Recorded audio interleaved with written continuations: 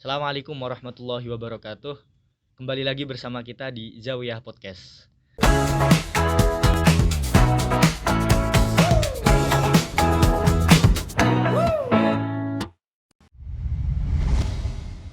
Hidup sebagai WNI pasti tidak lepas peran dari KBRI terhadap kita semua sebagai WNI di luar negeri. Namun karena kondisi Yaman, akhirnya keberadaan KBRI di Yaman atau wujud fisiknya di sini tidak dapat kita rasakan. Tapi ada satuan tugas khusus atau yang biasa kita sebut sebagai Satgas yang menangani semua kebutuhan WNI mulai dari itu kebutuhan administrasi dan kenegaraan lainnya. Maka kali ini Agopos mengundang salah satu anggota dari Satgas WNI KBRI Muscat dan yang berada di Oman, Ustadz Alfian Jihadi. Gimana kabarnya, Pak? Masya Allah. Alhamdulillah ya. Dan panggil bapak. Ya, kita panggil Ustadz aja berarti kalau gitu. Bebas. Oke, baik Ustadz Alfian Jihadi. Iya. Jadi antum ini sebagai salah satu anggota atau apa kita istilahnya menyebutnya itu, Pak? Jadi kita ini kan saat ini KBRI itu kita yang ada di Yaman ini memiliki KBRI ada di Oman ya kan, di KBRI Muscat di Oman di sana dan kita berkiblat ke sana karena sekarang itu kan dubesnya adalah mengerangkap Yaman ya kan. Nah, jadi kita yang ada di Yaman ini KBRI kita yang ada di Muscat. Kemudian karena KBRI kita ada di Muscat otomatis kan eee prosesnya jauh sekali ya kalau teman-teman ketika ada terjadi emergensi dan lain sebagainya, kita ada Satgas, Satuan Tugas Perlindungan Warga Negara Indonesia yang ada di Yaman gitu dan kita yang di Satgas ini sifatnya tidak ada istilah ketua dan anggota.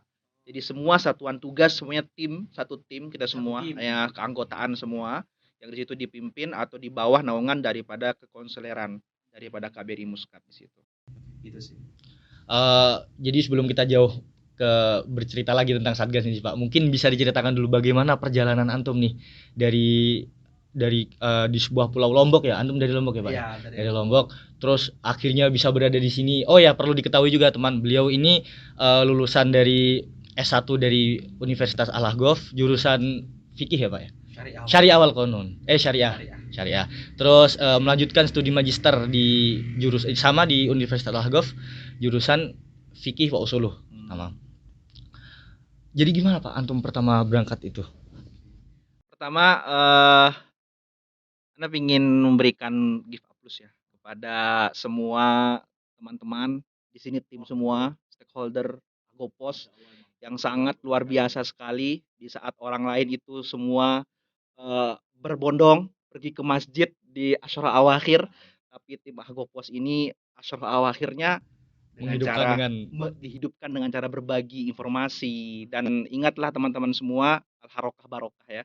Dari dalam setiap pergerakan itu ada keberkahan dan keberkahan itu tidak fauron, tidak secara langsung tapi insya Allah nanti pada saatnya teman-teman semua pasti akan mendapat keberkahan dari pergerakan-pergerakan yang teman-teman lakukan. Jadi Al-Fakir Ana dulu berasal dari Lombok ya, dari Nusa Tenggara Barat, sana di Indonesia bagian tengah, sampingnya Bali. Tahu kan? Tahu dong. Karena kan saya dekat Bali juga. Iya, jadi kalau MotoGP, nah itu tuh. Oh. Nah, jadi di situ di Lombok saya sekolah dari sejak kecil, kemudian SMP, kemudian SMA. Ketika lagi SMA, ketika mau masuk SMA begitu, saya berpikir bahwasanya saya nggak bisa begini terus. Dalam artian saya anak pertama, mungkin di situ bisa dikatakan anak yang manja ya, dengan segala hal yang diberikan oleh orang tua. Akhirnya saya berpikir sampai kapan begini terus. Akhirnya saya minta sama orang tua untuk disekolahkan ke Jawa. Jadi saya dikirim ke Jawa untuk SMA-nya di Pondok Pesantren Darul Falham Silati, pengasuhnya Kiai Haji Taufikul Hakim. Di Jepara ya Pak? Di Jepara, Jawa Tengah. Jadi kirim ke situ di Amsilati. Jadi benar-benar digodok dan memang murni banget pondok pesantren. Karena ketika lagi di SMP, SD itu di situ memang pondok pesantrennya modern, jadi banyak kegiatan di luar daripada kegiatan daras atau pembelajaran. Jadi kita aktif organisasi dan sebagainya. Yang dikirim ke Jawa Tengah, di situ benar-benar murni kitab kuning, belajar, tidak ada yang dipikirkan yang lain. Akhirnya saya balik selesai 3 tahun di Amstelati, akhirnya balik ke mana, ke Lombok. Nah, di Lombok saya berpikir bahwasanya saya ini cita-cita saya dari sejak kecil. Jadi dulu orang tua itu, kalau pergi sowan-sowan gitu, sowan-sowan ke kiai selalu selalu apa namanya, mintakan doa. Nah, kadang ada kiai-kiai yang gitu akiknya gede-gede, Oh. nah terus saya balik dari situ saya bilang, "Saya pingin besok jadi kiai," gitu. "Saya pingin besok begini, saya pingin kayak dia, pingin sekolah di luar negeri."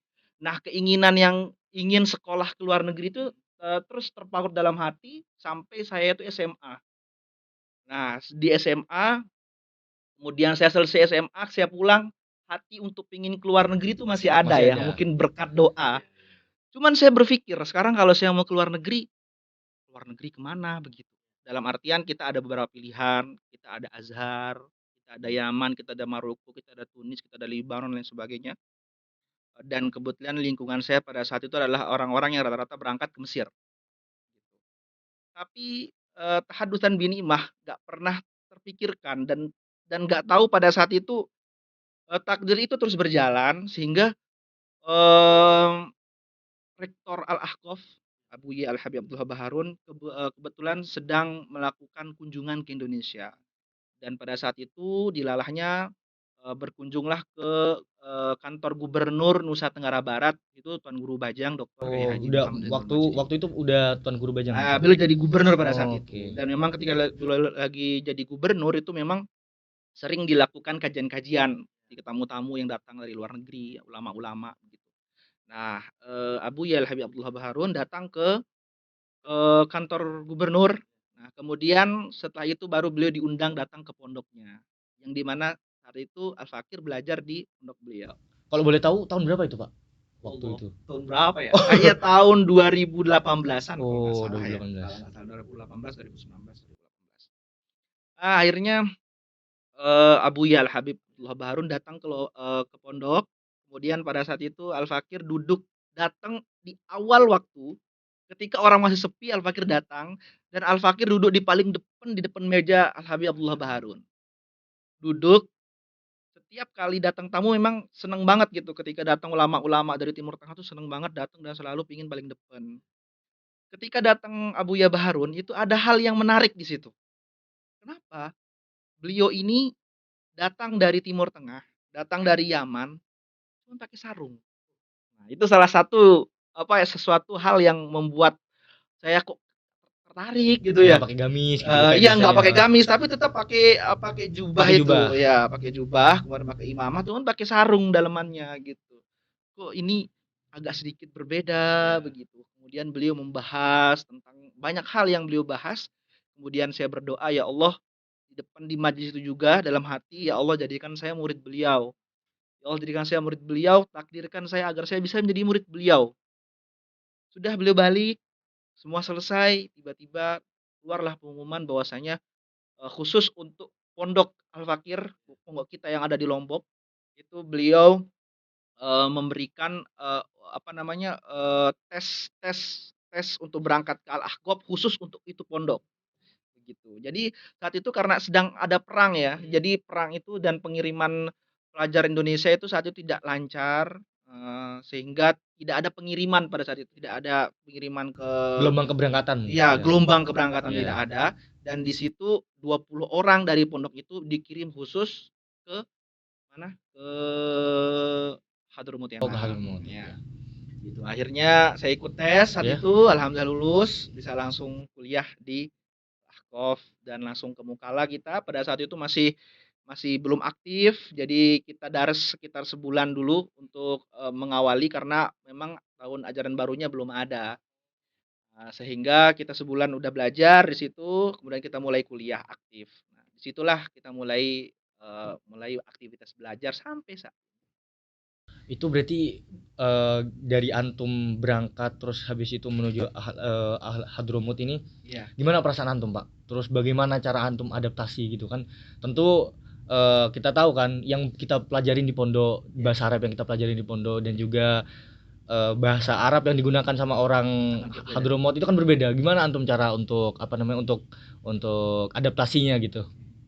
Jadi awal mula di awal mula sampai ke sini ya kan, itu bener-bener kita tuh kayak, "Oh ini kok bahasa Arabnya berbeda," kayak gitu ya. Oke lah, bahasa Arab sama, Ya. tapi ngomongnya cepat. Apalagi dulu, apa namanya, madkhal qanun itu adanya kita di Mustawa 1 ada nggak dulu Oh, Mustawa kalau 1? kalau kalau Anas madkhul qanun itu mustawa 2 gitu. Kita di situ Mustawa 1. Jadi baru sampai di Yaman Langsung dikasih madkhul qanun tuh. disebutlah madkhal qanun gitu. Jadi bener-bener suatu maddah atau pelajaran yang sangat kita takuti. Oh, mungkin Sebenarnya kita jelasin dulu, penonton mungkin ada yang nggak tahu madkhul qanun. ya Jadi mungkin ya. teman-teman, madkhul qanun itu kalau kita samakan di Indonesia mungkin pengantar ilmu hukum. Jadi kita belajar juga bagaimana hukum itu ada, terus bagaimana hukum itu terbit dan bagaimana hukum itu mengikat terhadap semua individu. Mungkin begitu. Tapi hukum nyaman ya. Hukum nyaman gitu. Berbeda dengan hukum yang Iya, lainnya. iya, jadi hukumnya hukum nyaman. Jadi itu yang membuat kita itu apa namanya ada nuansa yang baru dan Iya. kita butuh lebih zuhud lagi, biljit lagi untuk belajarnya dan di situ saya bertekad bahwasanya jadi salah satu salah satu cita-cita kita semua pada saat itu adalah bisa melanjutkan belajar ke tarim. Ke tarim. Karena apa? Belajar di Mukalla belum tentu ke tarim. Ya, gitu. pada saat itu belum ada namanya dirosah. Iya. Ya, Oh, belum berarti ada. semuanya fokus di syariat. Jadi semua kalau tulab Indonesia ya ke tarim begitu. Kecuali yang teman-teman ribat gitu ya tetap di Mukalla. Jadi kita tuh sangat sekali pingin sekali untuk bisa sampai ke tarim begitu. Akhirnya saya bertekad dan saya melepaskan semuanya. Jadi apa yang ada ikatan-ikatan di Indonesia saya lepaskan semuanya. Zahiran wa batinan. Paham kan maksudnya? Ya soalnya kan masa gara-gara itu kita maksudnya Jadi terbebani kita kita. terbebani, Iya. kemudian kita berangkat ke Yaman jauh-jauh, melalang buana, melintasi benua, kemudian gara-gara hal yang sepele itu kita Jadi bisa nggak gagal. fokus ya. Yang saya bertekad untuk itu, untuk sedikit rehat dulu dari semua hiruk pikuk keadaan di Indonesia. Akhirnya alhamdulillah tahadusan bin nikmah kita bisa berangkat ke Tarim dan kita belajar di Tarim dan ya ketika sampai di Tarim ya inilah Ahgofuna gitu. Inilah Ahgofuna dan inilah apa ya kuliah kita. Jadi kita benar-benar di sini akan menjalani proses pembelajaran yang begitu panjang. Nah, dan alhamdulillah sampai pada saat ini Al-Fakir diberikan kesempatan oleh Allah Subhanahu wa taala untuk melanjutkan studi sampai S2 dan sekarang dalam tahap menyusun tesis. Insyaallah. Amin amin amin. Jadi setelah antum berpindah ke Yaman, mungkin berpindah dari topik itu Pak. Kita kan semua tahu antum dulu sebagai mantan ketua PPI, ketua umum PPI Yaman tahun dari 2022 2023 ya Pak ya? Iya, sepertinya itu udah berapa generasi ya? Tahun 2022 2023. Gimana perjalanan karir organisasi antum ini Pak maksudnya dari orang Lombok terus habis itu akhirnya sampai jadi ketua umum PPI Yaman dan juga jadi ketua MPA juga setelahnya, itu gimana Pak? Jadi tahadusan binimah ya semuanya atas takdir yang Allah berikan dan support dari para senior-senior yang sudah memberikan dukungan sampai kepada titik ini sehingga saya bisa banyak belajar ya.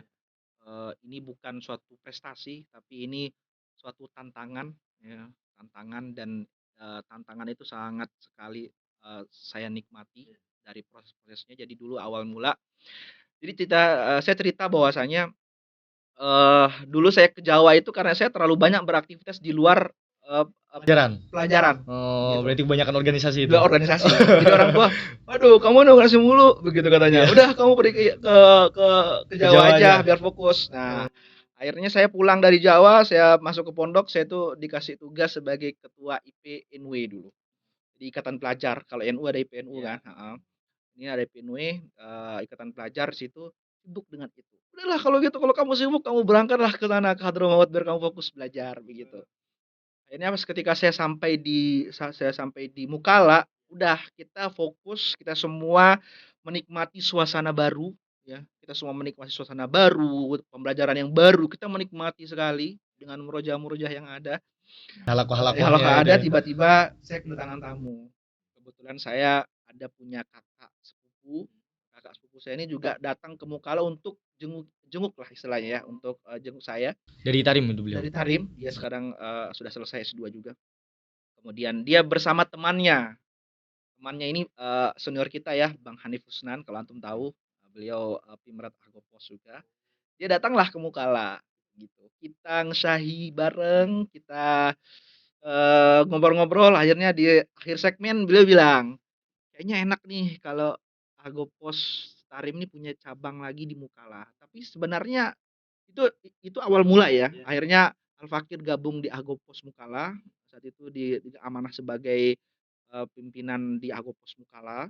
Ya, kemudian kita mulai untuk mengembangkan dari awal lagi Agopos Mukalla. Itu ceritanya ketika Al Fakir masuk organisasi ya. Nanti beda lagi. Sebenarnya Agopos itu asalnya mana dulu? Mukalla apa Tarim? Nah, itu beda lagi ceritanya. Kapan didirikannya? Beda lagi ceritanya.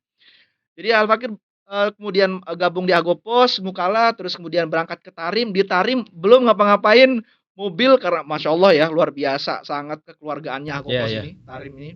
Dia tahu karena teman-teman Agopos Mukalla bakal pindah ke Tarim. Hmm? Itu kita belum turun bis mereka udah nyambut. Udah disambut tuh.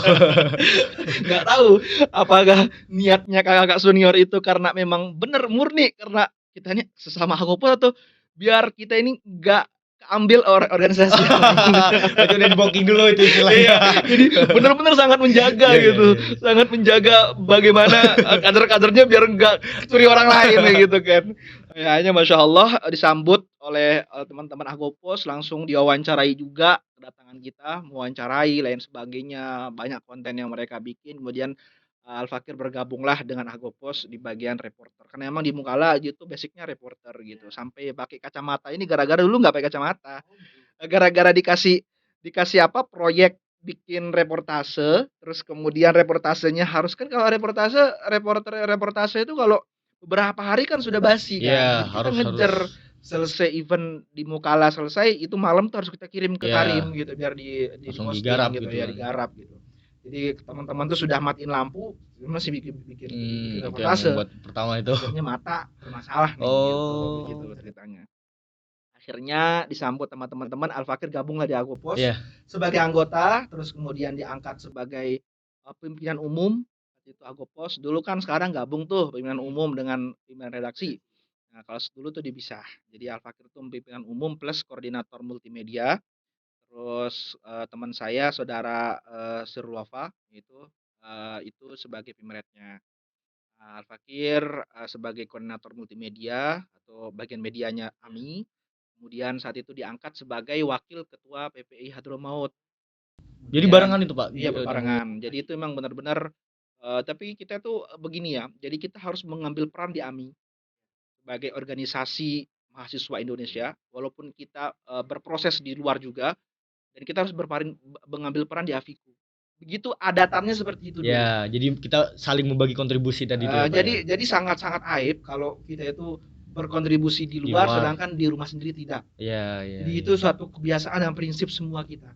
Ini teman-teman, ingat Ah, meskipun antum aktif di luar, jangan lupa rumah kita sendiri gitu ya, nah, Pak, ya. iya gitu. Jadi kita dulu seperti itu. Jadi kita di Afiku, kemudian kita di AMI. Nah, salah satu di PPI juga. Jadi 3 organisasi. Kenapa saya ngambil PPI agar pengembangan bisa ditransfer di AMI juga begitu. Akhirnya karena kan mentok nih kalau sudah di AMI ya kan, di AMI udah mentok jadi koordinator, kemudian jadi MPA-nya AMI, kemudian Al Fakir lah di PPI Hadromaut sebagai wakil, kemudian dikasih amanah lagi sebagai PLT pengganti ketua PPI Hadromaut, kemudian sebagai MPA PPI Hadromaut, masya Allah dilalahnya ya, dikasih kesempatan sama para senior sama Allah Subhanahu Wa Taala, jadi MPA, terus kemudian di tahun berikutnya diangkat sebagai ketua umum PPI Yaman. Nah, di situ yang menurut Al Fakir adalah suatu tantangan yang sangat besar karena apa namanya organisasi PPI Yaman itu tidak hanya mengurusi satu hal, tapi banyak hal di situ baik atas bawah kiri kanannya itu akan bertumpu kepada kita. Jadi kalau kita tidak kuat ya kita akan tumbang seperti itu. Maka saat itu Al Fakir jadi ketua PPI Yaman, kemudian naik sebagai MPA, ketua MPA.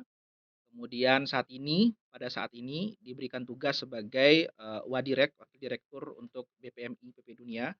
Itu bagian media juga seperti ini, konten-konten terkait tentang masalah relasi-relasi Ya, ya. media ke dunia internasional. Itu alhamdulillah dikasih kesempatan seperti itu. Dan diberikan tugas juga sebagai anggota satuan tugas sampai pada saat ini. Jadi seakan-akan antum ini udah hatam organisasi di Yaman ya Pak. Aduh. Sama bahkan di dunia juga udah jadi wakil koordinator Enggak sih, loh. sebenarnya Masya sebenarnya Allah. itu nggak tahu, itu memang berjalan aja ya Oh. kan. Jadi apa, sesuatu hal yang bukan dikejar tapi dia berjalan. Dia berjalan dan saya punya satu prinsip bahwasanya melakukan sesuatu itu harus maksimal. Terus kemudian sebagai organisasi itu sangat bermanfaat untuk dakwah kita dipulang ke Indonesia. Karena apa? Dakwah itu tidak hanya tentang kita berbicara doang, keliling-keliling doang, tapi kita memanajemen itu juga penting. Nah, itu kita dapatkan dalam dunia organisasi. Dan dunia organisasi itu harus diupdate. Jadi tidak cukup dengan oh ya saya udah ini, saya cukup dengan ini, tidak. Tapi dia harus diupdate. Ada jenjang selanjutnya. Biar apa? Biar banyak inovasi-inovasi baru. Walaupun kita sudah tidak aktif untuk terjun ke kemana-mana, tapi kita harus update. Kenapa update? Berorganisasi Hagopos yang saat ini Ya. beda dengan yang dulu. Oh, Ya ya kan? ya. Jadi jelas zaman yang Ya, berbeda dan dulu juga teknologi hanya yang ada berbeda. beberapa media, sekarang sampai dulu pernah saat itu Agopos diketawain bikin TikTok. Diketawain kita sama tim-tim kita senior, Agopos bikin TikTok malu-maluin aja.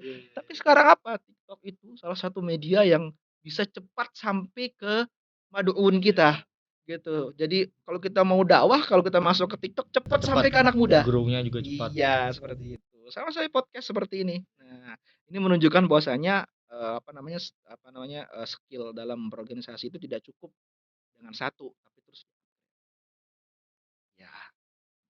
Terus Pak, kita kan sebagai organisator juga nih. Gimana cara antum untuk menjaga amanah yang diberikan dari ketua-ketua sebelumnya untuk terus menjaga ini sampai dari awal masa jabatan sampai akhir itu kan pasti suatu hal yang mungkin kita tiba-tiba pertengahan ada masalah, ada mungkin masalah pelajaran atau mungkin ada sesuatu hambatan. Itu gimana cara antum untuk menghandle itu semua? Jadi sebenarnya dalam berorganisasi itu jadi kok bahas organisasi. Oh iya, jadi melebar ya ini. Tapi anak kuliah ya. Anak kuliah ya. Jadi sebenarnya dalam berorganisasi itu kita tergantung bagaimana kita memandang sebenarnya. Bagaimana kita memandang. Kalau organisasi itu dipandang sebagai suatu beban, maka ya dia akan menjadi beban. Tapi kalau organisasi itu dipandang sebagai wadah untuk belajar, maka dia akan menjadi wadah untuk belajar. Kalau organisasi itu dipandang untuk membangun relasi, maka dia akan tempat untuk membangun relasi. Nah, jadi tergantung bagaimana kita memandang itu organisasi seperti itu. Nah, sekarang bagaimana kok masih bisa tetap survive ya, survive dengan segala, karena dulu jujur Al Fakir tuh kalau Agopos saya dari ibarat kata dari kecil tuh di Agopos. Jadi ketika diberikan tugas sebagai pimpinan umum, saya bisa berijtihad gitu. Ya kan? Atau saya di PP Hadromaut begitu. Saya dari anggota sampai sebagai ketua PP Hadromaut itu jadi anggota sampai ke PP Hadromaut. Artinya apa? Saya bisa berijtihad ketika saya jadi ketua. Tapi kalau saya PPI Aman, saya nggak ada PPI Aman. Jadi saya PP Hadromaut, MPA langsung naik jadi ketua PPI Aman. Itu yang membuat saya harus memecahkan suatu masalah yang besar. Kita tidak cukup hanya menjadi ketua saja, tapi tidak memberikan kontribusi yang besar atau dampak yang perubahan yang besar bagi organisasi. Itu prinsip. Maka saya harus memilah. Saya di sini sebagai seorang pelajar tentunya. Aman jauh-jauh bukan untuk menyelesaikan masalah-masalah besar. Ya. Tapi saya di sini untuk belajar. Itu poin utama. Jadi harus bisa tahu mana yang sifatnya penting, mana yang sifatnya setengah penting, mana yang sifatnya tambahan, mana sifatnya hanya sekedar pelengkap. Jadi saya harus bahwasanya saya datang sini buat belajar. Jadi ketika waktunya belajar ya kita belajar begitu loh. Jadi ketika waktunya ujian ya kita ujian. Jadi ketika akan daras ya kita harus daras. Kita harus datang, jangan sampai gara-gara kita rapat bermalam-malam sehingga besoknya kita Ambil jatah ambil jatah gitu. boleh ambil jatah, itu suatu nikmat dari Allah Subhanahu wa taala. Tapi jangan kebablasan. Jangan kebablasan. Itu bukan jatah namanya. Itu kiamat namanya kalau kita terlalu banyak ambil jatah, kemudian kita nggak lulus gitu loh maksudnya. Karena apa? Malu, malu. Jadi semakin saya menjadi seorang ketua dalam organisasi, maka saya harus semakin mempertanggungjawabkan pelajaran saya. Kenapa? Malu dong, masa ketuanya kena gitu, masa ketuanya gugur, Harus ngulang semester gitu harus kan. menjadi contoh yang pertama. Jadi benar-benar itu menjadi pecutan bagi saya. Jadi kalau organisasi itu sebagai beban, justru pecutan bagi saya. Jadi kalau saya suatu waktu tidak bergabung dalam keorganisasian, dalam artian apa? Tidak ada jadwal berorganisasi gitu. Ya, saya di kamar, saya nonton, saya menghabiskan waktu, saya lupa. Tapi ketika saya berorganisasi, ketika saya rapat, saya ingat pelajaran saya. Datang saya rapat ngomong, harus habis ini saya harus project, habis ini saya harus ini, habis ini saya harus ini.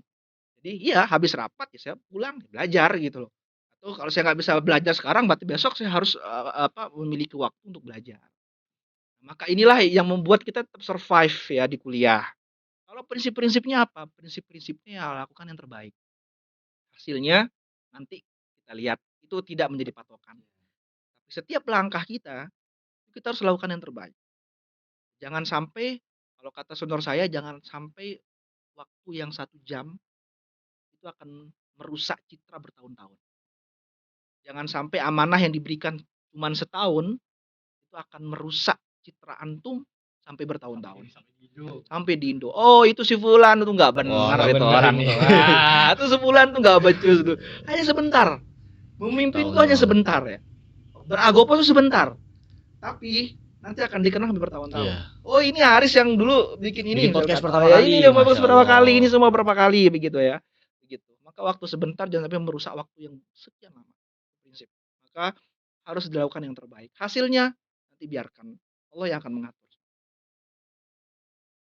Jadi itu sebuah nasihat yang sangat sering kita lupakan nih sebagai anak-anak yang baru terjun di organisasi. Kadang kita udahlah ini masih fokus, ini tanggung jawab gede, kita nggak boleh, udah kita fokus di ini, jadi pelajarannya malah ketinggalan. Kadang besoknya ambil jatah gitu. itu yang sering, itu pengalaman pribadi sih mungkin ya. Curhat.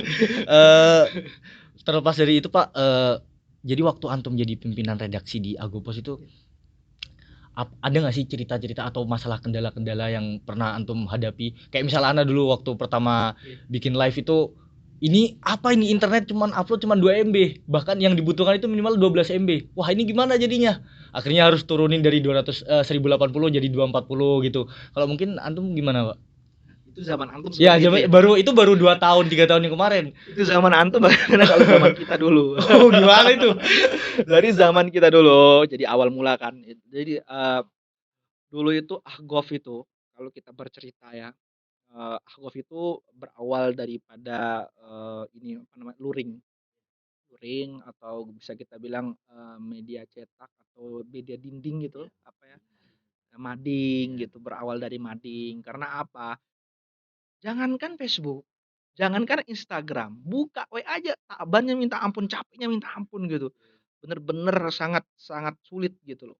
Apalagi mau ber-Instagram, apalagi mau ber-Facebook lah, jangan ber-Facebook.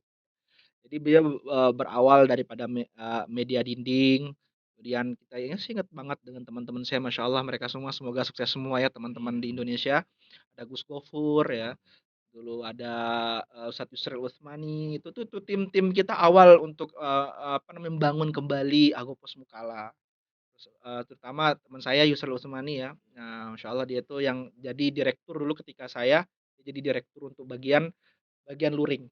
Karena dia memang desainer juga, jadi selalu ada hal yang baru, selalu fresh gitu yang dia tampilkan. Lalu Gus Gopur juga, kemudian Gus Faruk juga. Ahli geopolitik beliau sekarang. Dan geopolitik nggak tahu tiba-tiba ya dari desainer kok bisa nyangkut apa kok bisa geopolitik tapi nggak apa, beliau emang kayak gitu. Nanti kalau beliau nonton ya tolong komen lah di komentar. Seperti itu ya. Jadi beliau-beliau semua dulu kita bareng-bareng. Kemudian kita bersama-sama tuh ada teman saya juga Irfan ya, banyak Irfan desainer juga kalau antum tahu dari Banjar. Nah, itu mereka-mereka semua tuh orang-orang yang masya Allah benar-benar merevolusi kembali Agopos. Nah, kita menemukan kesulitan, tapi masya Allah mereka semua dengan kekompakan, kebersamaan kita dan kekeluargaan kita. Jadi setiap hari itu kita pasti ada waktu buat nongkrong bareng. Ya nanti bisa ditanyakan sama senior-senior yang masih di sini. Kita tuh punya majelis bareng. Setiap ada permasalahan internal kita, nama kita berorganisasi kan, satu kita bertemu sama orang yang berbeda, kita berantem, kita apa ya, akhirnya kita bikin grup bahasa kasarnya grup gibah bareng, namanya grup titik. Titik Kenapa? dong. Titik bang. Jadi grup itu dibikin baru, setelah kita nongkrong berantem, kita bikin grup satu, ini grup titik, gitu. Itu kita membahas orang-orang bagaimana dia biar dia bisa tobat, bisa Biar ini sadar. ya. Habis selesai proyek ya udah bubar itu grup, terus Oh. ya gitu. Kemudian dulu kita aktif di media dinding ya kan. Kemudian ada Facebook. Dulu Facebook sama media dinding, kemudian Telegram. Saya ingat banget. Telegram. Telegram Agopos itu coba lihat ngikutnya banyak sekali dan coba dicek lagi di belakang-belakangnya itu kita itu banyak nge-share apa namanya kalam-kalam faedah gitu di situ di grup itu dan di-share-nya ke semua grup-grup. Jadi selalu setiap setiap hari pasti ada kalam faedah dikirimin di Instagram. Jadi saya melihat Agopos ini dulu, ya itu yang bikin saya tertarik. Jadi Agopos itu bukan hanya saya melihatnya sebagai organisasi media saja, tapi itu dia mengirimkan banyak kalam-kalam faedah yang buat bahan saya untuk berdakwah. Jadi saya ikuti itu di Telegram. Coba dicek lagi karena Telegram kan masih ada jejaknya. Itu kita aktif di situ. Jadi lama-kelamaan barulah kita merambak ke Instagram, ya, baru kita merambak ke yang lain-lain. Jadi menurut saya bisa bisa bisa melawan itu semua dengan kebersamaan. Berarti emang Agopos ini emang terkenal dari kekeluargaannya ya Pak, mulai Dan dari iya, dibangun dengan kekeluargaan. Sehingga apa yang terjadi? Itu kita selama kita sudah masuk Agopos, maka kita akan menjadi Agopos selama-lamanya. Buktinya apa? Ya kita masih masuk ke grup kekonsuleran ya gitu kan. konsulernya itu Udah juga selamanya itu grup nama grupnya aja konsuler padahal selamanya. padahal sudah lintas generasi Iya. gitu kan. Udah maksudnya dalam artian apa? Al-Fakir ya. Misal Al-Fakir kalau ngomong depan antum-antum semua tentang masalah media, antum lebih tahu. Kalau ngomong tentang masalah ini antum lebih tahu gitu. Karena apa? Generasi kita sudah berbeda. Kemudian saya juga berorganisasi, melanjutkan karir organisasi bukan di media saja, jadi masuknya ke pendidikan di PPI, kemudian saya masuk ke bagian BPH, jadi tidak berfokus ke dunia media, nggak berkembang jadinya media saya, maka kalian lebih tahu daripada saya, begitu. Tapi kalau cerita dan sejarah, oke, kita bisa diskusi. Nah, mungkin bisa lanjut dari situ itu Pak. Mungkin bisa diceritakan nih ke teman-teman gimana sih pertamanya sejarah Agopos itu yang sepengetahuan antum gitu. Jadi sebenarnya ini perlu ya, nggak tahu ya apakah ada proyek Agopos untuk merangkum kembali sejarahnya. Nah, itu mungkin bisa diagendakan itu boleh Ustaz Aris. boleh Ustaz Aris nanti banyak banget ini beliau masya Allah. jadi apa sejarahnya Agopos itu adalah jadi dulu seingat saya ya, saya bukan meremehkan yang lain. Jadi dulu media yang benar-benar media universitas atau media lembaga pendidikan yang benar-benar muncul pada saat itu dan sampai saat ini saya mungkin tidak berlebihan kalau saya mengatakan bahwasanya menjadi kiblat bagi mereka-mereka semua. Dulu lembaga-lembaga pendidikan tidak punya media media lembaga gitu. Kecuali Darul Mustafa ya, itu pun medianya Habib Umar gitu. Jadi untuk media yang apa namanya kayak Ribat Habsyi itu belum ada media-medianya. Jadi dulu adanya Agopos ya. Nah, kemudian Agopos itu didirikan kalau tidak salah tahun 2011. Berarti udah Sekarang 15 ya, tahun itu. Dimukala. Oh iya. Dimukala oleh Kang Adli Fadli. Nomornya ada di Al-Fakir ada dan beliau memang dulu media beliau bangun atas dasar minat gitu loh. Jadi memang beliau ini orang penulis. Kita dulu ada namanya FLP, jadi Forum Lingkar Pena. Itu seperti PPI tapi dia genrenya tulis menulis, relasinya sedunia dan lebih gede dari PPI. Kalau PPI kan luar negeri ya kan. Dia FLP Jawa Barat ada, FLP Jawa Timur ada. Jadi dia luar dan dalam Luar tuh dalam, dia punya atas ke relasi. bawah Gitu. dia Atas semua ke ada. bawah tuh dia ada gitu. Oh. Dan beliau juga pelopornya di situ di FLP itu. Nah, kemudian juga di Agopos beliau bangun bersama teman-teman yang ada pada saat itu di Mukala. Kemudian pindah ke Tarim karena memang sudah selesai masa belajarnya di Mukala. pindah ke Tarim, kemudian di Tarim lah dimulaikan lagi Agopos itu dengan sederhana, dengan media dinding, dengan ini gitu ya. Dan semua orang mensupport Agopos. Kemudian ada kan tahu logo corong Agopos pertama kali dulu yang warna putih? Ya, ya. Tahu? Tahu-tahu yang bentuk corong gitu. Ya, corong Itu warna masih putih yang masih sangat heeh. lawas Ya, sekali itu ya. ada di opening YouTube itu. Itu sangat dibangga-banggakan sekali Oh, oleh Masya Allah. kita dan selalu kita jadikan sebagai apa lambang apa namanya organisasi yang sangat kita cintai. Jadi beliau mendirikan itu semua. Kemudian terus sampai saya dengar katanya itu ada Kang Muhid. Kang Muhid itu yang sekarang menjadi mediator pengiriman pelajar ke Idrus juga sempat menjadi ketua apa namanya Agopos, kemudian masuk ke Bang Hanif karena Al Fakir ketemunya beliau ya jadi bisa cerita dari situ gitu. Jadi ketemunya Bang Hanif sebagai pemeretnya, kemudian Kang Sismas Fitra, terus kemudian ke Bang Baim sebagai pimpinan umum, kemudian pemeretnya itu Bang Gamal, terus kemudian baru ke Al Fakir dengan Mas apa Wafa pemilihan umum. Nah, barulah generasi-generasi. Tapi titik apa namanya? Itu yang bisa kita ambil bahwa setiap generasi itu kan memang ada hal baru yang mereka ini. Dan saya sampai ngomong bahwasanya Masya Allah ya, Gopos ini apa ya? Kita nggak tahu Allah yang menjalankan. Iya. Dalam artian apa? Sudah berapa tahun, udah 4 tahun udah selesai, udah apa demis Agopos. Iya. Tapi Agopos masih hidup-hidup aja gitu saya. Ya kan? Masih survive gitu loh ya. Iya. Masih survive ya, orang-orangnya masih semangat, masih berusaha untuk menunjukkan hal-hal baru kepada pemirsanya. Terus memberikan ya walaupun tetap kita setiap periode pasti ada yang harus kita evaluasi, ada yang harus kita ini, ada yang harus tekan dan sebagainya. Ya memang begitu kita hidup gitu loh. Gak ada ya kita berorganisasi sampai sempurna nggak ada. Sempurna nggak ada kekurangan tuh nggak ada. Selama masih ada dunia ini ya masih ada kekurangan gitu loh. Jadi jangan jangan bangga dengan apa yang sudah kalian lakukan. Tapi lakukanlah yang terbaik setiap apa yang kalian lakukan. Nah, seperti itu. Ya sampai kepada saat ini. Jadi setelah antum di Agopos terus habis itu pindah ke PPI terus akhirnya jadi menjadi bagian dari tim Satgas itu, Pak. Iya. Jadi tim Satgas ini kan tentu di sebuah negara yang konflik. Ya. Kalau bisa kita bilang sebagai negara konflik lah. Ya. Pasti ada juga kendala-kendala dan apa namanya pasti ada satu rintangan, dua rintangan dan juga dengan total WNI yang sampai 7.000 sekarang ya, sekitar 6.000 7.000. Itu apakah antum pernah merasakan lelah terus habis itu gimana cara antum mengatasinya dan juga ada cerita-cerita apa Pak di balik Satgas ini kalau boleh cerita gitu? Sebenarnya di balik Satgas ini banyak tantangan. Tantangannya itu apa? Banyak kita itu kalau tarim dipandang dari depan, kita memandang tarim dari belakang. Oh, dari backstage-nya gimana nih? Iya. Jadi kalau orang memandang tarim dari luar, kita memandang tarim itu dari belakang gitu. Jadi itu adalah sesuatu hal yang sangat berat sebenarnya.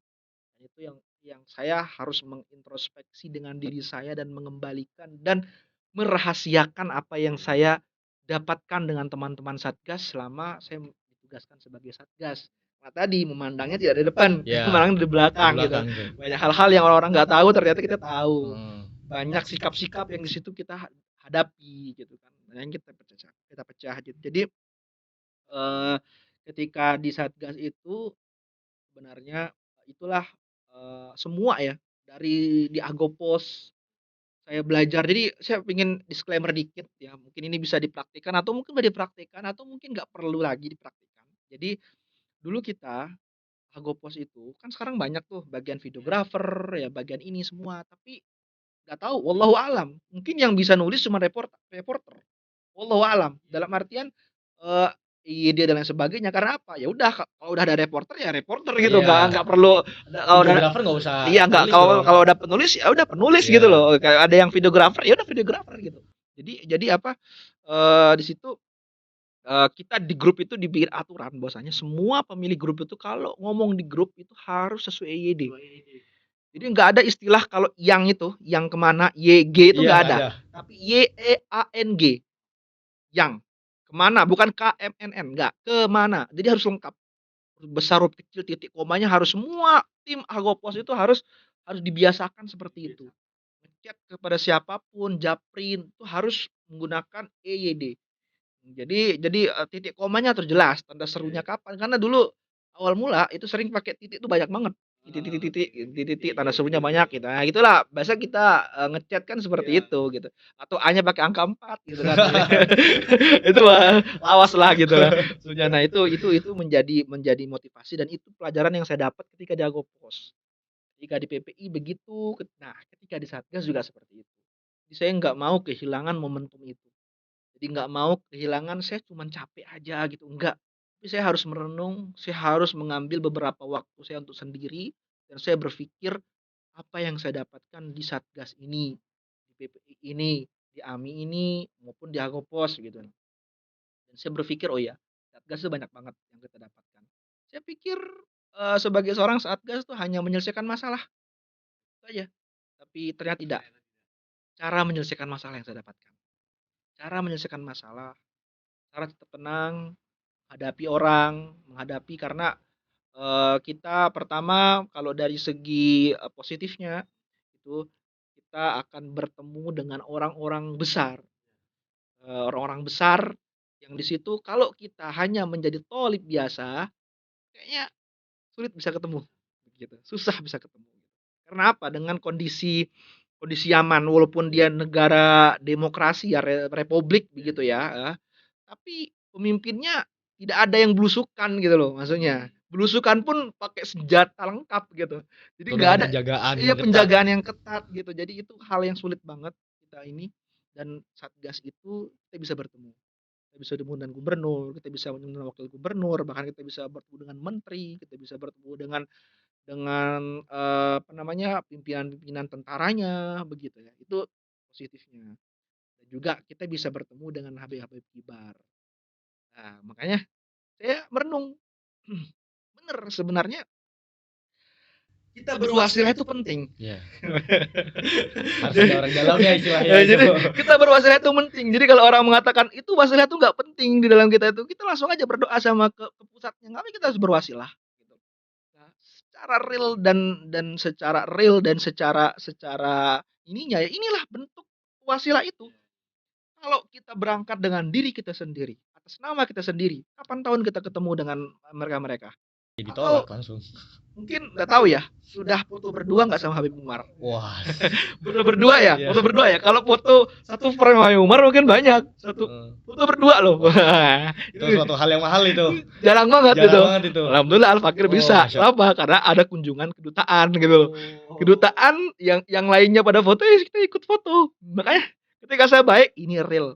Adanya pentingnya ada wasilah itu. Jadi kayak Tawasul seakan-akan bahasa. cheat code-nya gitu ya. Iya, Ada harus ada cheat-nya. tawasul gitu. Jadi kalau orang kalau menafikan tawasul, inilah realnya gitu. Jadi kalau kita sebagai seorang thalib biasa sulit bisa bisa foto dengan habaib kibar, dengan orang-orang ini. Jadi kita harus tawasul. Maka kita itu real ya. Kalau ada orang apa namanya menjudge tentang masalah tawasul ya, inilah mungkin salah satu dalil logikanya kayak gitu.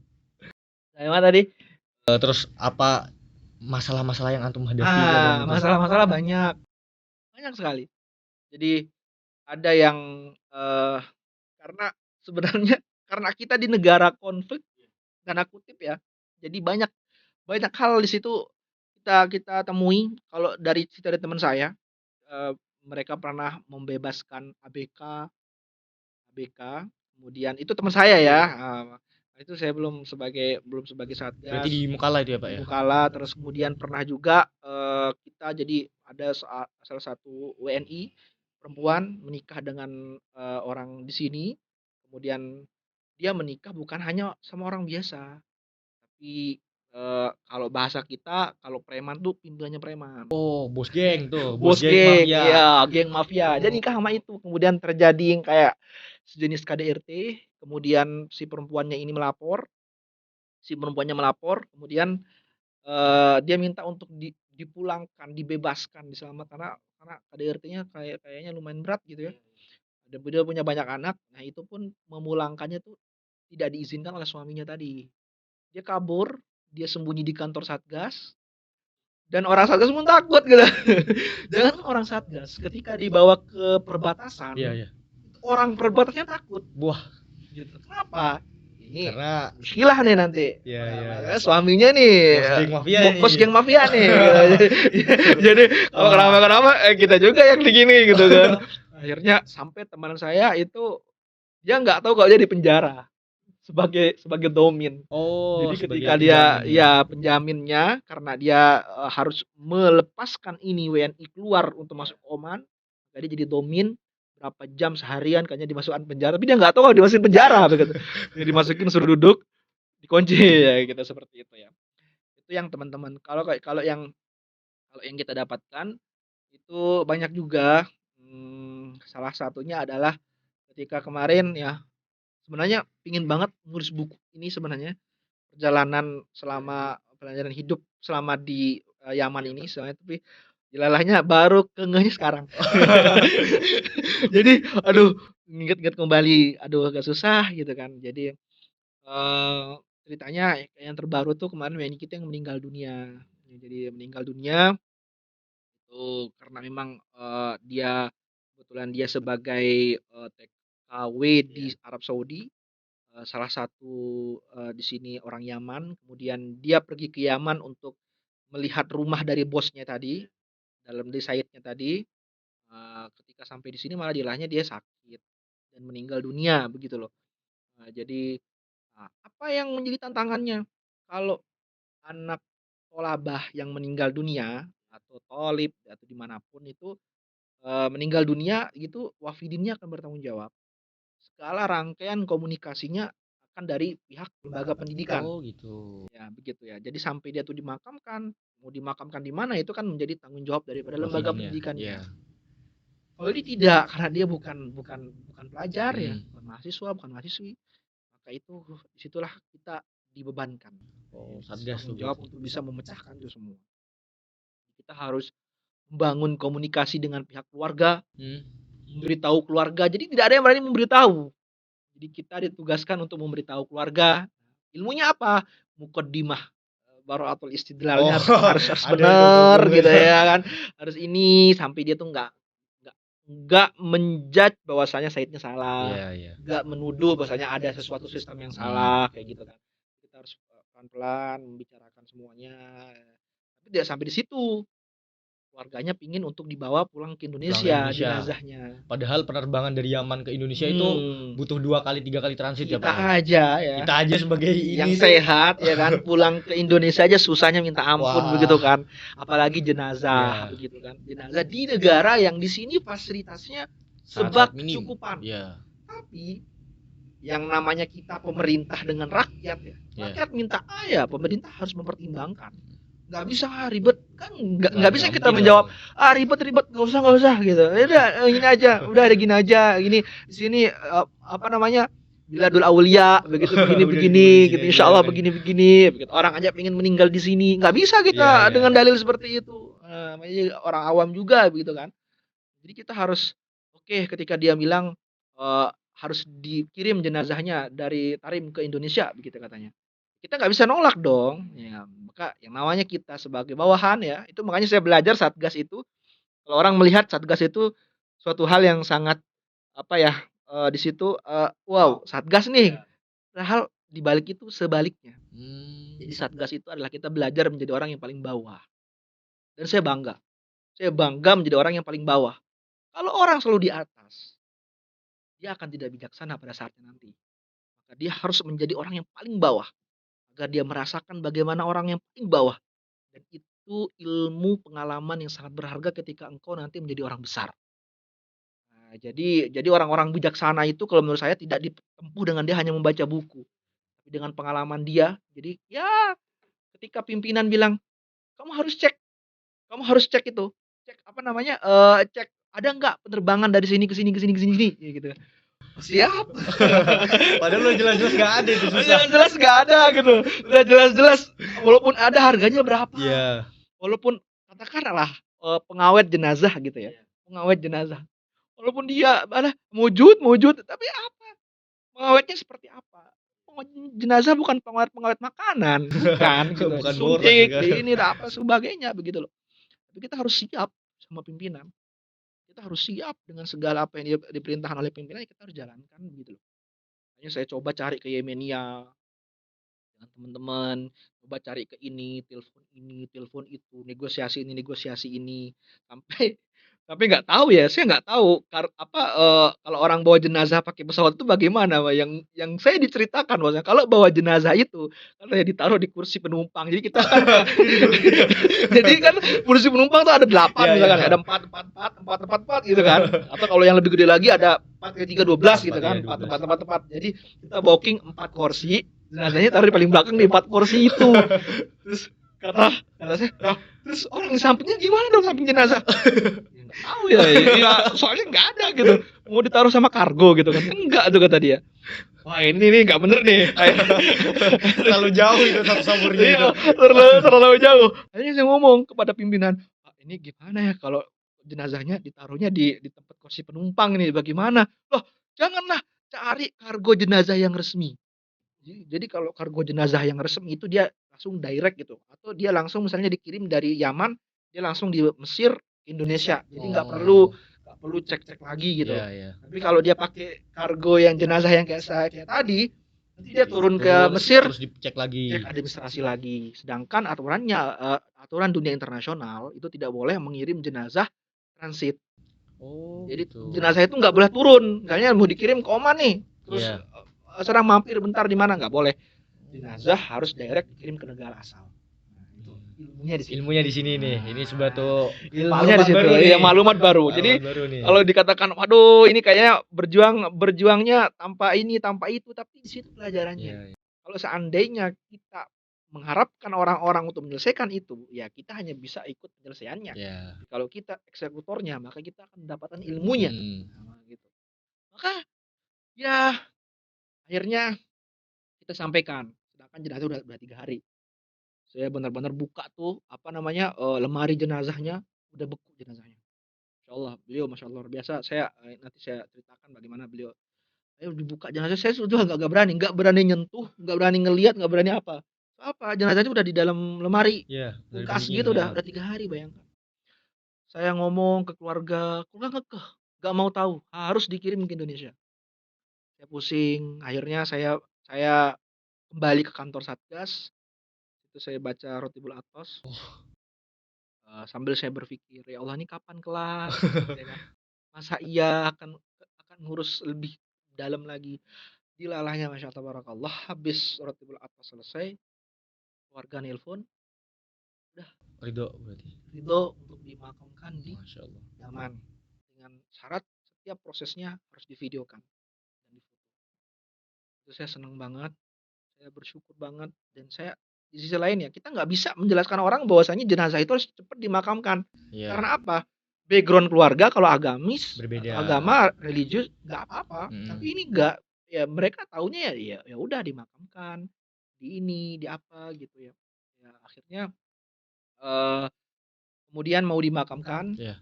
Saya pikir ini mau dimakamkan di mana ya?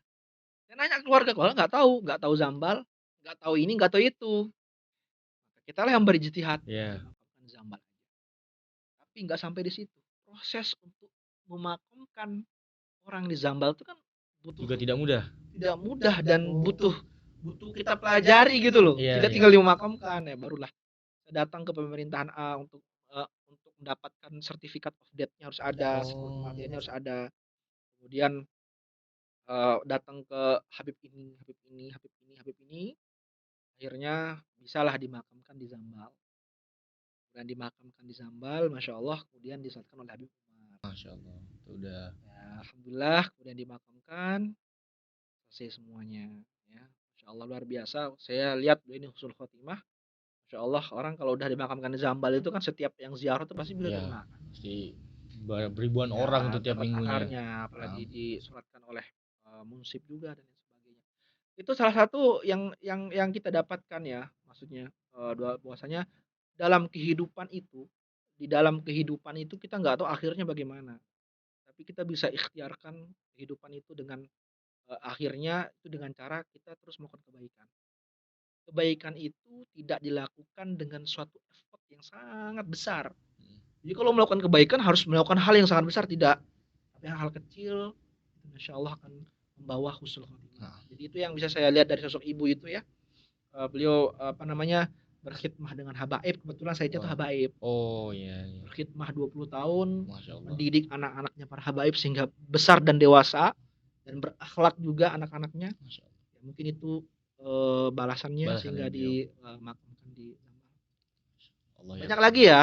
Belum lagi Wah. masalah pelajar ya. Wah. Masalah pelajar yang tiba-tiba tersesat, pelajar yang tiba-tiba ke Yaman taunya sampai mana. Ini penting banget ini sebenarnya harus disampaikan buat orang-orang yang datang ke Yaman seperti itu. Ya, saya disampaikan dulu ketika awal datang ibunya Tuan Guru Bajang, Iya. Bunda Rohun Zainuddin Abdul Majid mengatakan kamu itu kalau ke Timur Tengah, ke Yaman, mau ke Mesir, mau kemana, jangan menganggap kamu kayak ke Eropa. Ya Kenapa kan? tuh? Iya. Kenapa? Eropa, kamu ketemu klosetnya bagus. Oh iya, iya, iya. Sampai Yaman, kamu ketemu kloset bagus ya di tempat-tempat tertentu Tempat-tempat begitu loh. bagus. Tempat-tempat bagus. Jadi coba kamu jalan dari Tarim kamu atau mau ke Tarim terus mampir di restoran. Ya kan. Aduh, gitu. Seadanya banget itu. Nggak bisa keluar apa-apa itu. Ya kan? Ya kan? Iya.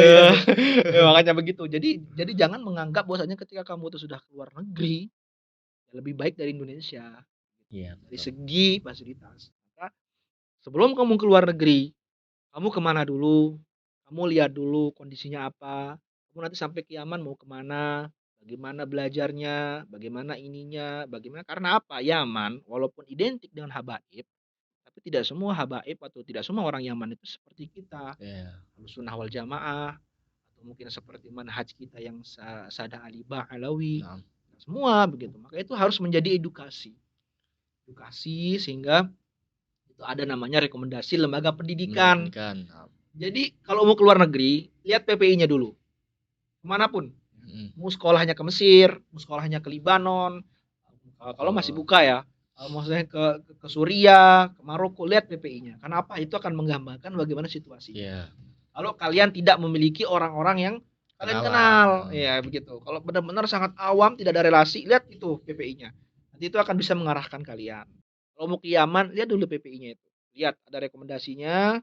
Kamu misalnya kalau mau ke Ahgof ya berarti harus lewat maktab resmi kayak gitu.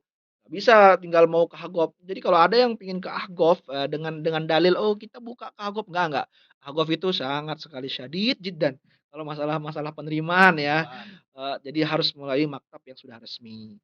Begitu juga yang lain. Kalau ke Yaman itu banyak lembaga pendidikannya. Tidak halnya kalau Azhar. Mentok-mentok kita ke Azhar begitu kan. Walaupun nanti ada di universitas-universitas yang lain, tapi Azhar mayoritasnya. Yaman enggak, bisa ke Ahgof, bisa ke Mustafa, bisa ke Ribat Tarif, bisa kemana-mana. Sekarang aja dulu kalau kita kunjungan lembaga pendidikan itu ke Tarim itu dari jam 7 sampai jam 12 selesai. Sekarang sehari setengah tuh nggak selesai. Betul nggak? Iya, benar. Karena itu Menteri Luar Negeri. Jadi spill dong di sini.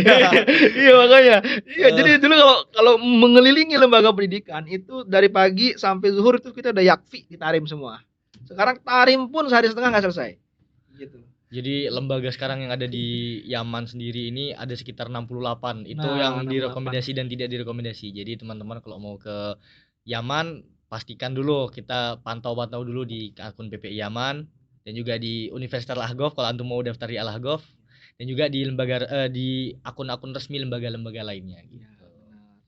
Jangan sampai kita sering banget menemukan bahwasanya kita ini Satgas menyelesaikan perkara-perkara perempuan yang datang ke Yaman terus tidak memiliki lembaga pendidikan, atau perempuan datang ke Yaman lembaga pendidikannya nggak bertanggung jawab terhadap banat. Sehingga dia itu nyewa syugoh sendiri, kemudian apartemen sendiri, sedangkan ya beda gitu. Beda keadaannya di Yaman itu perempuan itu sangat dimanjakan. Iya, sangat dimanjakan. Jadi sangat bergantung terhadap keluarga. Jadi kita jangan melihat misalnya gendernya di sini sangat menjadikan perempuan. Enggak, justru perempuan sangat dimuliakan. Sangat dibanjakan. Sehingga yang belanja keluar aja laki-laki begitu loh. Yang beli apa itu laki-laki, yang beli sayur, beli apa laki-laki. Nah, kalau seandainya itu perempuan tidak ada laki-lakinya, tidak ada musyrifnya, tidak ada yang menjadi penanggung jawabnya di sini, terus dia bagaimana kalau terjadi apa-apa? Itu kan sebagai pertimbangan nih buat teman-teman semua yang mau berangkat ke Yaman, terus kemudian apalagi perempuan, benar-benar dipertimbangkan. Ya. Kita kemarin tiba-tiba menemukan bulan puasa ini. Oh, Bulan baru- puasa baru ini. fresh nih Baru-baru berarti. ini. Kan aduh, Ramadan tiba. Ya. Gitu kan. Jadi nggak ada proyek-proyek masalah-masalah lagi begitu kan. Ternyata mau keluar, mau buka di asrama, mau keluar menutup gerbang, datanglah orang pakai motor. Ini ada perempuan terlantar di masjid, tolong Waduh. diurusin. Terlantar di masjid. Ya Allah, kata saya, ya Allah, sudah Ramadan tiba. Mau fokus ibadah nih. Kebagus ibadah. Wah, ada proyek lagi, ada yang selesaiin lagi. Ya Allah, ya gitu. Tapi ya saya yakin bahwasanya justru membantu orang itu dilipat gandakan. Nah, jelas. Akhirnya saya Bu, Bu, masuk dulu, Bu. Udah sahur? Belum. Berapa hari belum sahur? Udah ini? Belum. Ini berapa lama di luar? Sekian hari. Tidur di mana? Di masjid. Barangnya mana? Udah perempuan, ibu. Sudah ibu perempuan. Bayangkan jalan kaki keluar, terus kemudian tidur di masjid. Kan kita kan beda ya. Kalau di masjid di Indonesia, Iya. 24 jam maftuh. Ada yang buka. Iya, terbuka gitu. Kita Nah, enggak, kalau kita di Yaman atau mungkin di Timur Tengah juga ya. Di Timur Tengah kebanyakan. biasanya ya buka masjid di waktu sholat di awal waktu Nah. gitu.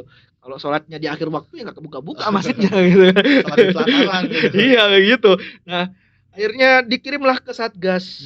Dikirim ke Satgas, terus kemudian ya kita belikan makanan, kita sediakan semua. Saya beritahu ibunya, ibu ini datangnya apa? Dia datang ke sini pingin kerja pakai visa ziarah, sudah expired atau sudah overstay. Iya. Terus kemudian saya bilang, ibu ngapain kerja ke sini kalau ujung-ujungnya bayar denda untuk overstay? Oh gitu. Overstay kita 3.000 per hari. Oh, 3.000 Bayangkan real. kalau sebulan aja udah berapa? Udah 90.000 kalau nggak salah ya. Iya. Ya. Sekitar 1 juta itu ya. 1 juta gitu, ngapain gitu kan. Kemudian uang di sini itu naik turun anunya kursnya, kemudian pekerjaan di sini ya seperti itu. Ya ngapain ya, tapi kan namanya orang ya. Tapi mungkin dia juga banyak sih dapat. Jadi dia kesini itu ini bukan tolabah lagi, ini datang lagi mau tolabah. Jadi dia memang datang ke sini untuk ingin kerja, kemudian terjadi percekcokan dengan bosnya. Jadi diusir begitu. Perempuan lagi. Dia mau tinggal di Satgas bagaimana gitu kan. Nah, gini akhirnya saya beritahu semua, kita belajar, kita omongkan pelan-pelan. Nah, disitulah belajar ilmu untuk negosiasi. Yeah. Untuk menenangkan, untuk memberikan pemahaman, tidak menggurui ya, kita seperti anak seperti ini gitu. Karena dia udah lebih tua begitu kan. Jadi kita kasih arahan, kita tegasin, kita begini sampai masalah itu selesai. Ya kita berbuka ditanggung sama Satgas yang dari kedutaan semuanya. Ya begitulah. Ternyata banyak hal-hal yang di balik layar seperti itu. Ibu-ibu tua sudah seperti itu terdampar.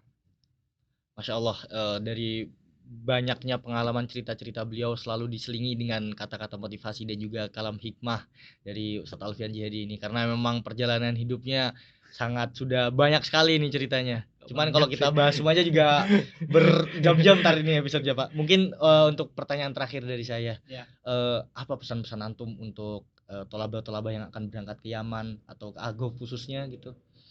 Oke, jadi pertama ini dua sudut ya. Iya.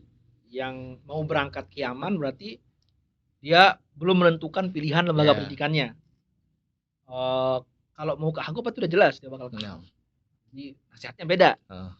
Nasihat apa saran bagi teman-teman kita yang niat ingin datang ke Yaman, ilmu ke Yaman, yang pertama tahsinun niyah tentunya ya.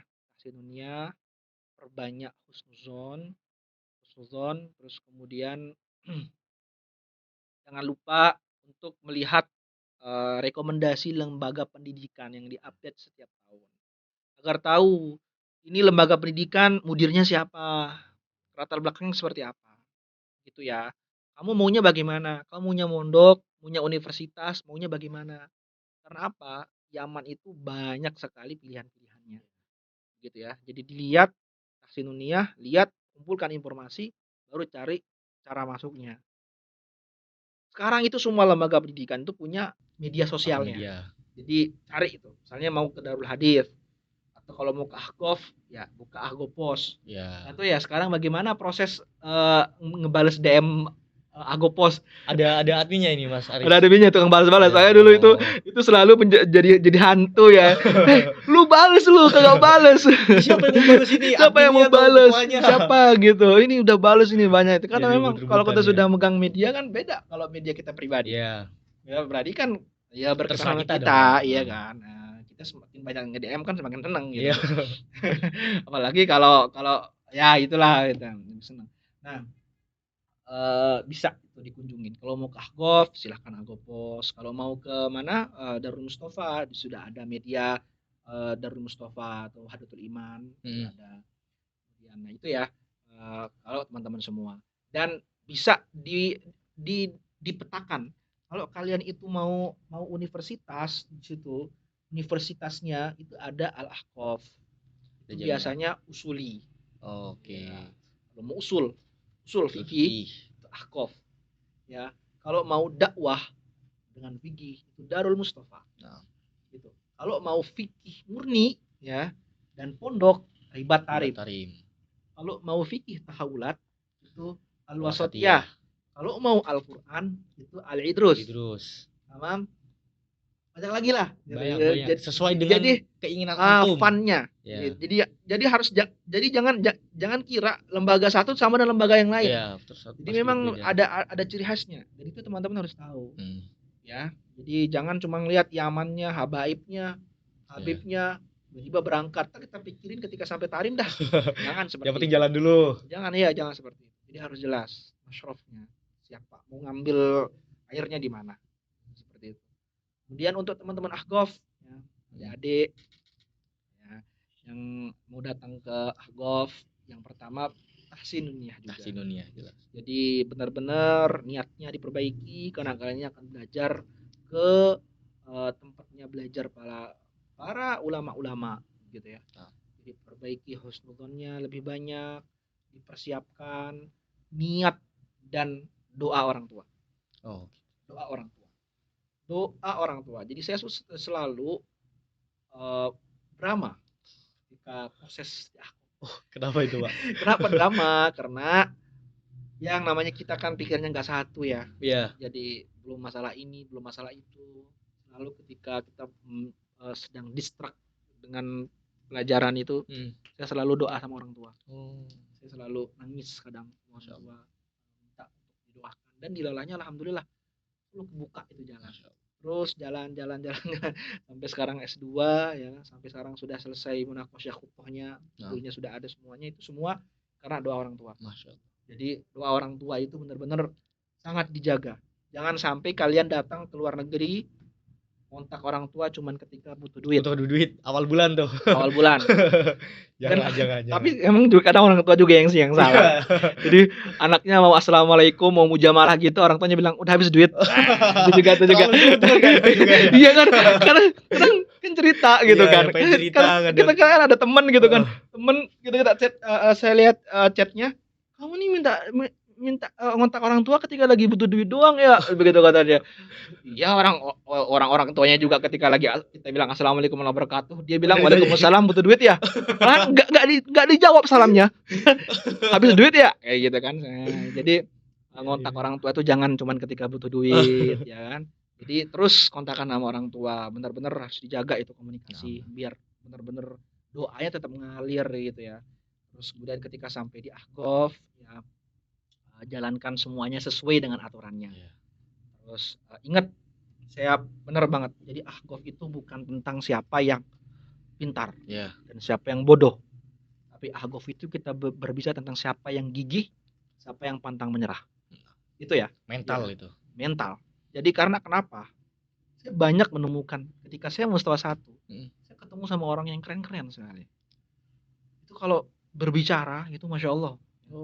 Kalau berbicara tuh ngedebatin dan lain sebagainya. Wah, intinya dia keren. Tapi dia murojaah kurang. Ya, kadang malas-malasan ya. Setelah 2 kena. Setelah 3 kena. Setelah 4 kena. Ada orang biasa-biasa saja. Sebatasnya. Tapi dia berusaha terus belajar, terus nanya, terus dia selesai. Ahgof itu bukan tentang siapa yang pintar dan bodoh, Beneran. tapi Ahgof itu tentang siapa yang sungguh-sungguh dan pantang Dan menyerah. gigih. Masya Allah, sangat banyak sekali maklumat dan juga nasihat yang diberikan oleh dari Ustadz Alfian ini. Teman-teman, karena durasi sudah terbatas, akhirnya mau tidak mau kita harus Ada diginiin ya. harus menutup episode kali ini. Mungkin insya Allah ke depannya Banyak ketawanya. insya Allah ke depannya kita akan lanjut di podcast Zawiyah selanjutnya. Terima kasih. Wassalamualaikum warahmatullahi wabarakatuh. Waalaikumsalam.